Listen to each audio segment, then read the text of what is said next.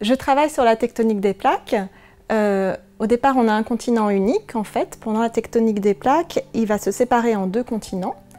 Le continent se déforme, il s'amincit, et au bout d'un moment, on va avoir la formation de ce qu'on appelle une dorsale océanique.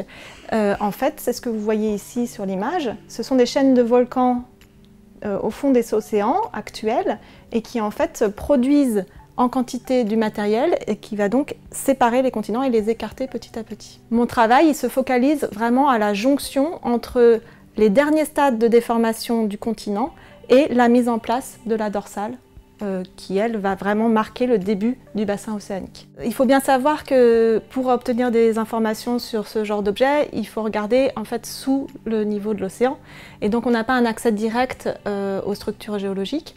Il faut donc qu'on utilise des méthodes indirectes, c'est ce qu'on appelle la géophysique.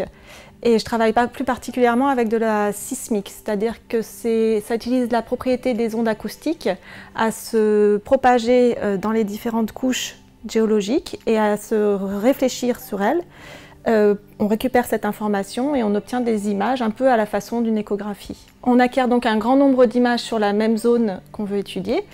Et quand on fait l'interprétation sur l'ensemble de ces images, on peut construire des modèles en 3 dimensions, on appelle ça des modèles structuraux, où en fait on voit les différentes couches géologiques et comment elles évoluent latéralement. Une fois qu'on a fait ce modèle structural, on peut aussi attribuer différentes propriétés aux différentes couches géologiques pour regarder physiquement qu'est-ce qui va se passer dans ce contexte-là. Par exemple, on peut imaginer qu'on va mettre des propriétés qui sont dépendantes de la température et voir comment les températures se répartissent dans cette zone d'étude. La grande question actuellement, c'est de savoir aussi comment les continents se déplacent au cours des temps géologiques.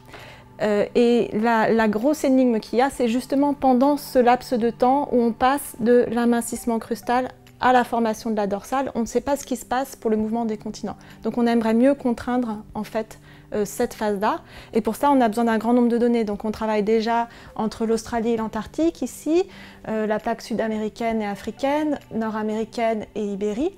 Et là, le nouveau projet que j'aimerais initier grâce au prix Espoir, c'est de travailler sur la Norvège et donc regarder la séparation entre la Norvège et le Groenland.